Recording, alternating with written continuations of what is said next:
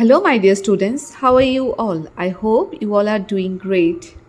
So, today we are going to learn lesson 4, and the name of the lesson is Doctory learns about the Panchayat. So, let's begin. So, এতিয়া অসমীয়াতে বুজাই দিওঁ মই Doctory learns about the Panchayat.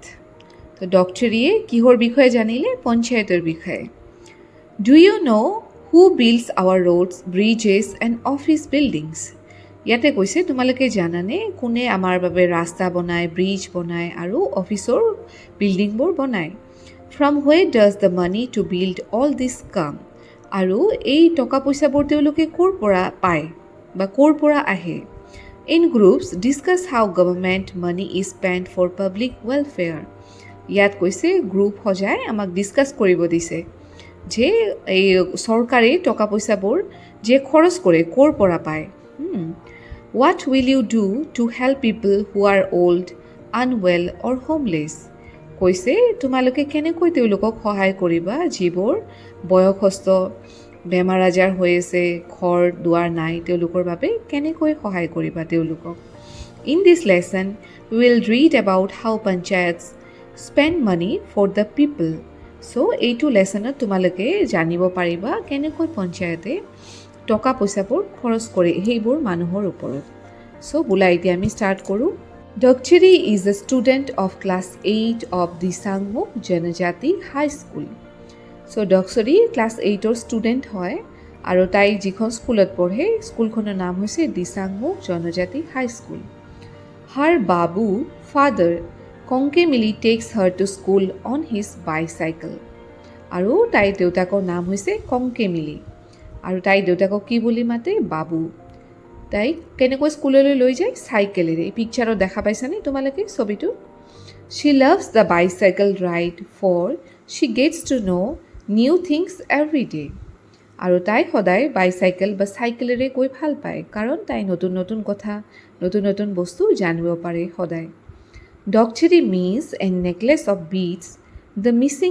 Usually wearing festival time আৰু ডক্টৰী মানে হৈছে নেকলেছৰ সৰু সৰু মণি যিবোৰ মিচিং মানুহবোৰে পিন্ধে যিকোনো ফেষ্টিভেল হ'লে অকেশ্যন হ'লে কোনোবা উৎসৱ পাৰ্বণত পিন্ধে চ' ইয়াতে তোমালোকে ছাইডৰ ছবিটো দিয়া আছে এইটো নেকলেছটো দেখা পাইছা যে এই নেকলেছটোত সৰু সৰু বিড আছেনে নাই মণিবোৰ সেই মণিবোৰকে কি বুলি কয় ডক্টৰী বুলি কয় মিচিং ভাষাত Doktori isn't that your panchayat office babu ডক্টৰীয়ে দেউতাকক সুধিছে যে দেউতা সৌখন তোমালোকৰ পঞ্চায়ত অফিচ হয়নে Kongke Mili yes my child it has got a new sign board তেতিয়া দেউতাকে কৈছে হয় হয় মোৰ চাইল্ড সেইটো নতুন চাইন বৰ্ড লগোৱা হৈছে মোৰ অফিচৰ আগত ডক্টৰী বাট হোৱাট এ পঞ্চায়ত বাবু তো ডক্টৰীয়ে আকৌ সুধিছে তেতিয়াহ'লে পঞ্চায়ত মানে কি বাবু কংকে মিলি লং এগো ডক্টৰী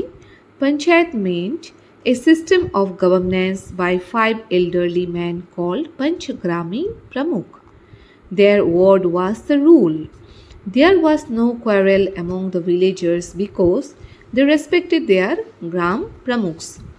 তো বহু বছৰ আগতে কেনেকৈ চলিছিল গাঁওবোৰ তাত পঞ্চগ্ৰামীণ মানে 5জন মানুহক বয়সস্থ মানুহক কি কৰিছিল নিৰ্ধাৰণ কৰি দিয়া হৈছিল গাঁওখন চলাবলৈ আৰু তেওঁলোকক কোৱা হৈছিল পঞ্চগ্ৰামিক প্ৰমুখ আৰু তেওঁলোকক সকলোৱে কি কৰিছিল ৰেচপেক্ট কৰিছিল সন্মান কৰিছিল আৰু তেওঁলোকৰ যি মানে অৰ্ডাৰ দিছিল সেই অৰ্ডাৰবোৰ তেওঁলোকে মানি চলিছিল গাঁওবাসীবোৰে আৰু সেইকাৰণে তাত কেতিয়াও কাজিয়া হাই কাজিয়া পেচাল সেইবোৰ হোৱা কোৱাৰেল মানে হৈছে কাজিয়া তো মনত ৰাখিবা তোমালোকে শব্দবোৰ যিমান ইংলিছৰ শব্দ মনত ৰাখিব পাৰিবা তোমালোকৰ কাৰণে ইংলিছ পঢ়াটো কোৱাটো সিমানে সহজ হৈ উঠে ভিলেজাৰ্ছ মানে হৈছে গাঁওবাসী ৰেচপেক্ট মানে হৈছে শ্ৰদ্ধা বা সন্মান জনোৱা Doktori you are not old and yet you are in the panchayat এতিয়া ডক্টৰীয়ে দেউতাকক সুধিছে যে আপোনাৰতো বয়স হোৱা নাই আৰু কিন্তু আপুনি তথাপিও পঞ্চায়তত আছে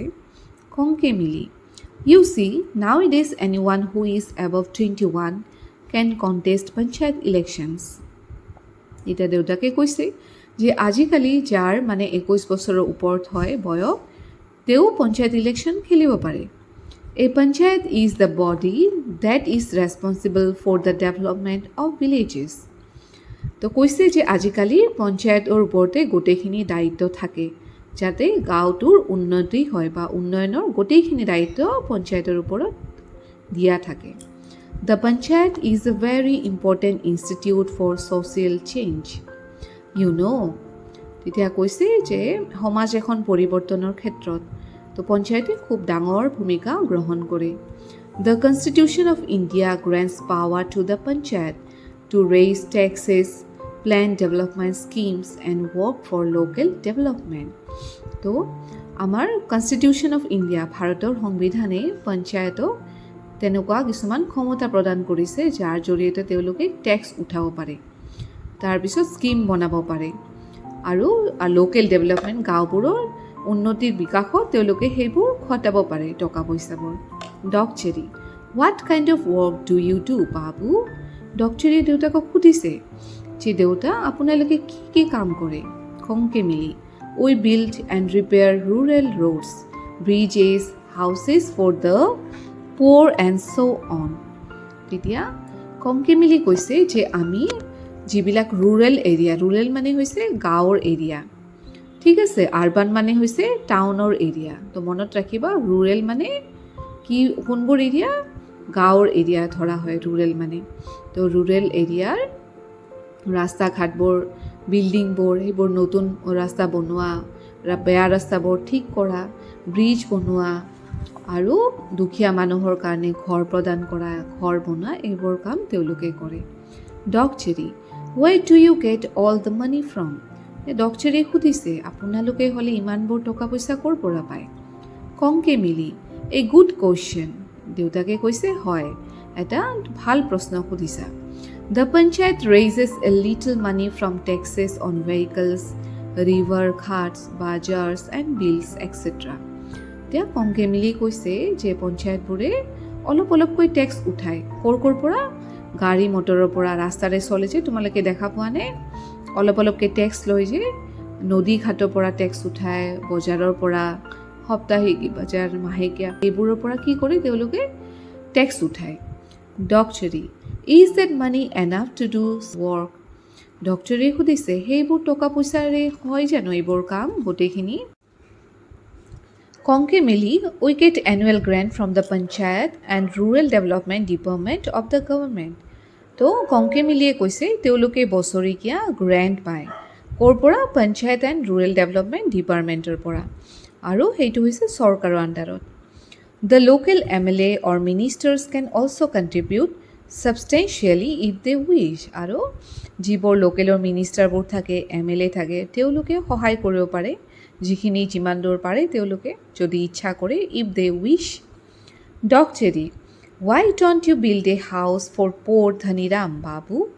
তেতিয়া ডক্টৰীয়ে কৈছে যে দেউতা আপুনি ধনীৰামৰ কাৰণে কি এখন ঘৰ এখন বনাব নোৱাৰে নেকি?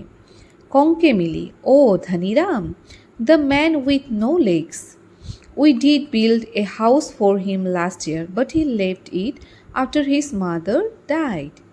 তো খংকে মিলিয়ে কৈছে অ' সেইজন ধনীৰাম যিজনৰ মানে ভৰি নাই, কৈছে আমি যোৱা বছৰ কি বনাইছিলোঁ, ইয়াৰ বাবে ঘৰ বনাইছিলোঁ, কিন্তু তেখেতৰ যেতিয়া মাকৰ মৃত্যু হৈছিল তেতিয়া তেখেতে ঘৰ, differently able people like him need help with there daily source you know'. কৈছে যে বিশেষভাৱে সক্ষম লোকসকলৰো নিজৰ দৈনন্দিন জীৱন নিৰ্বাহৰ বাবে কিহৰ প্ৰয়োজন হয়? সহায়ৰ প্ৰয়োজন হয়। ইউ ন', কৈছে তুমি জানা।